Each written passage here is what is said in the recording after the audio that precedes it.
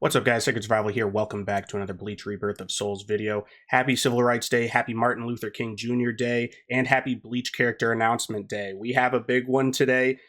Literally, he's a big character. Sajin Komamura is in the game now. As I predicted last week, it was either going to be him or an Arrancar. We are still missing a lot of Arrancars in this game, but I won't say no to another captain, especially such a fleshed out captain. Komamura is one of the ones by, the Arrancar arc that we have seen the most of, whether it be a Shikai ability or his full-blown Bankai.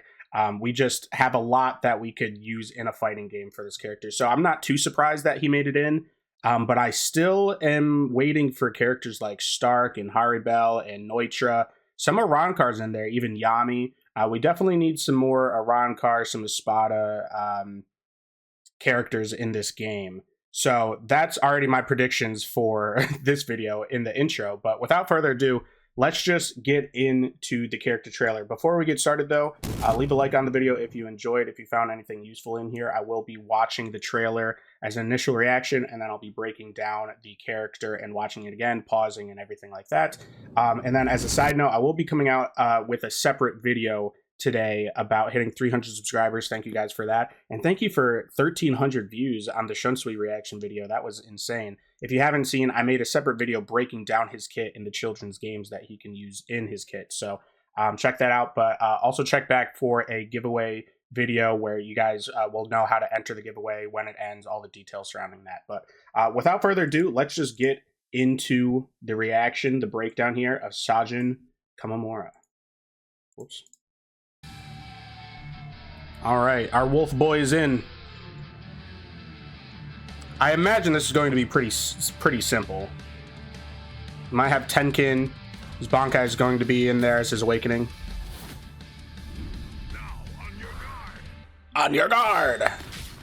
God, he's huge. Yep, there's Tenkin. Okay. Perfect. Divine Punishment. Oh, he's got the big fist. The big fucking bitch slap. Pretty much spot on of what I was thinking. How huge is his Bankai going to be?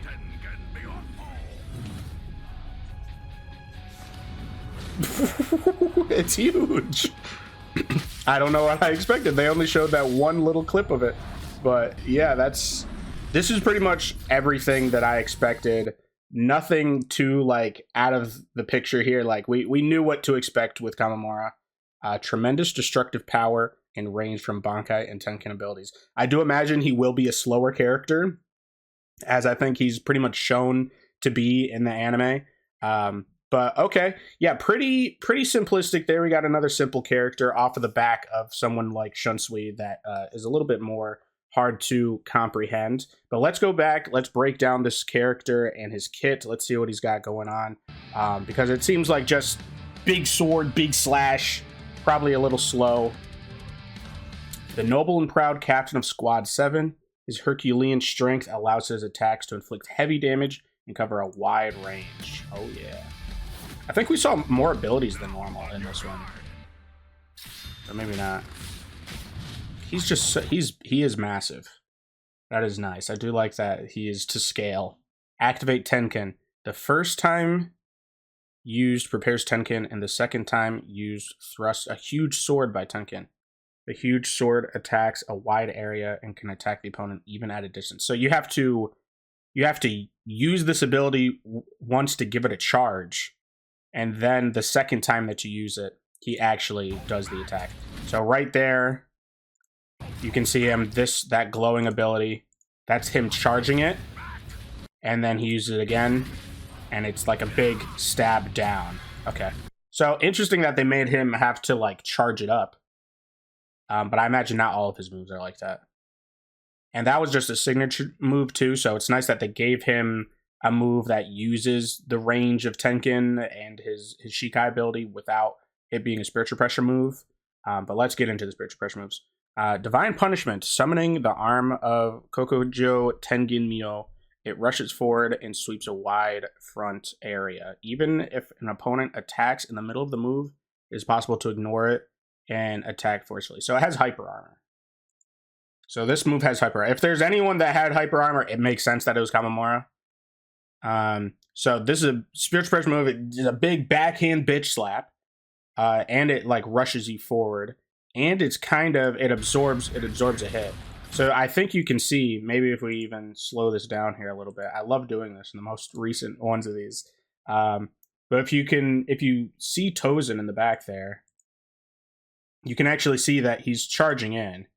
He is coming in for an attack, but he just bitch slaps him out of it anyways. Boom. Yeah. So it has hyper armor, it seems. I don't know if it is that just consistent, or if you have to hit him like within a certain amount of frames of it. Like if it fully absorbs a hit, or you know, if the arm absorbs a hit, or if you absorb a hit. But I guess we'll see. But either way, some tanking abilities there. All right, next we have Imperial Authority. Kokujo Tenginmyo, huge sword, is swung down, nullifying an opponent's guard and inflicts heavy damage. You can't block that. It has a long attack range and strong destructive power that can easily break through an opponent's defense. Damn, nullifying an opponent's guard and inflicts heavy damage. Do we see him try to block this here? So I'm interested. Does this just completely ignore armor, or does it break armor? I by armor I mean shield, I guess I should say. Does this just instantly like break the opponent's shield? That would be pretty insane. Or maybe it just does a lot. It just does a lot of shield damage. I'm not sure what it means by nullifies an opponent's guard. Because nullifies an opponent's guard makes it seem like it's just going to completely ignore their shield if they're blocking. But then it says it has strong destructive power that can easily break through an opponent's defense. So does it nullify, or does it destroy it? Or does it do both? It like, if they're shielding, it completely breaks the shield and does damage to them? Because that would be very powerful. I mean, it does look pretty slow. You can see the wind up on that. Obviously, every spiritual pressure move has like that kind of glow right there. But then even after that, you know, he has to like bring it up and then slam it down. So it definitely is pretty slow. I imagine that's going to be something that a lot of people get the timing of the perfect flash step move down with, just because it is pretty telegraphed. But still, if they are just blocking, that's going to completely obliterate them, it seems.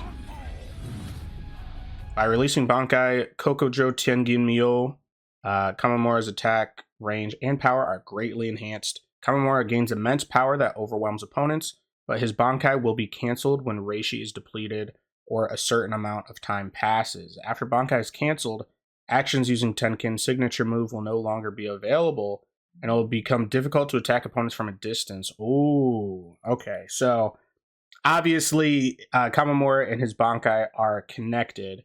When one of them takes damage, the other one takes damage. So, this makes sense here. But for some reason, I didn't even think about this being in, like, gameplay mechanics. So, his awakening is just off of a time thing too. Like, even if you're completely obliterating the opponent, I'm not sure if I agree with that one. I understand if Reishi is depleted, like if he takes enough damage, the Bankai will disappear.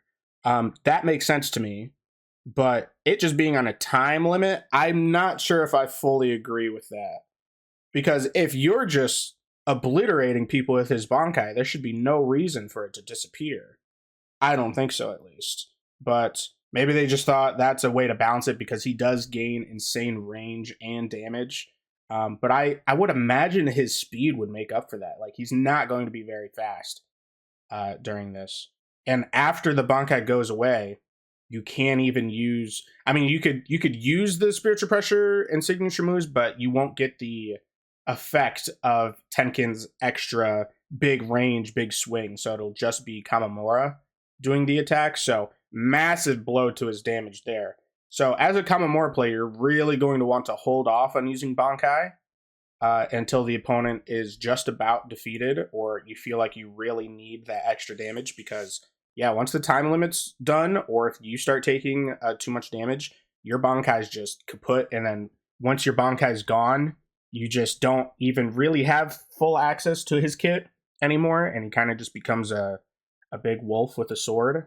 So interesting. Okay, that's a big blow to him though, but they are hyping him up as doing a lot of damage, having a lot of range. You just need to have the little bit of brain power to be like, let me hold off on using my Bankai until later, which I like that they're doing for some of these characters, because it actually makes you feel like you need it, you know? It's because obviously in like anime fighters, you're just like, oh, if there's a power boost, why wouldn't I just take the power boost or something like that? But with characters like Shunsui and Komamura now, it's like, let me think about this for a little bit, because it doesn't give you lives for the most part.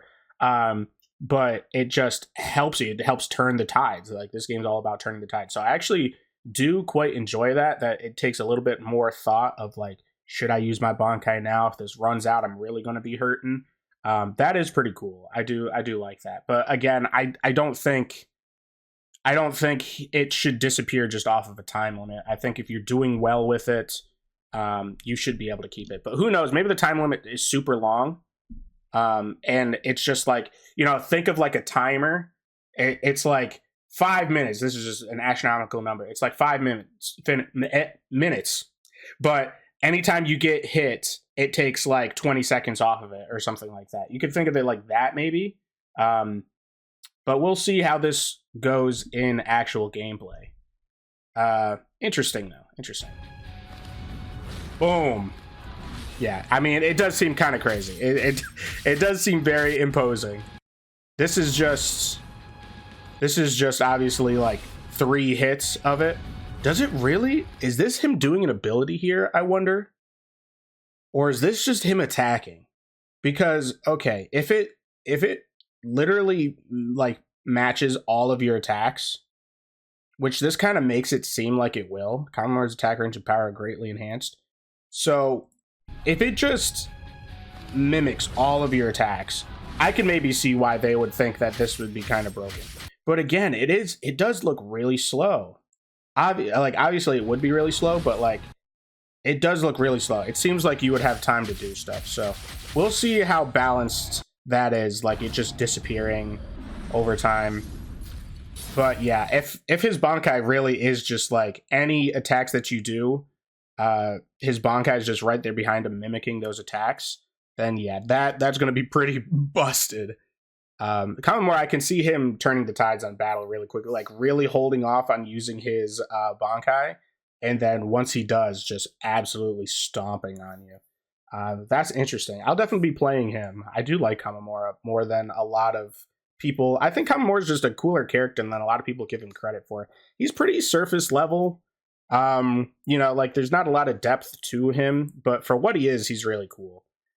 He is like, you know, notoriously cut down a lot, and his Bankai is notoriously like destroyed often. But I think, you know, for better or for worse, he's a really cool character. I love our Wolf Boy. Tremendous destructive power and range from Bankai and Tenkin abilities. So huge range, huge damage, slow. It is interesting that they didn't touch upon him being slow at all. They didn't really say any drawbacks to it being huge destructive power and range at the cost of it, because normally they will add a little tidbit right there. It's like, oh, at the cost of this. But they don't mention him being slow or anything at all. So that's interesting. But let me know if you guys enjoyed the video. Let me know if you're hyped for Komamura. Will you be maining him, perhaps? Who do you think is next on the roster? We only have, what, like 8 more weeks before this game comes out. And like I said at the start of this video, I think we definitely need a lot more Arrancar presence. I hope the next character is an Arrancar, because I don't even know what other captains could be in at this point. I doubt we're getting Ukitake, even though I would love him. And I don't even know what other captains we're missing besides that. But I would still, on the Soul Reaper side, I would still love to see like Shuhei. And other than that, I would just like to see Arrancars now. I think leading up to the launch, we need to see the villains. We need to get more of like, you know, the story stuff. And we just need more Arrancars to spot in this game. Because what I think right now it's only Nell, Grimmjow, and who else? I can't even remember. But either way, yeah, definitely some more Espada are needed in this game. But that's it for this video. Hope you enjoyed. I will be coming out with another video today about the Bleach giveaway that I'm doing now that we hit 300 subscribers. Thank you guys for that. I'll also be coming out with another video soon about the gameplay mechanics video that came out the other day. I'm a little late to that right now. It's been a little busy for me. But yeah, so we got some stuff coming up on the docket. Subscribe if you enjoyed and you want to see more Bleach Rebirth of Souls. And thank you for watching. Bye.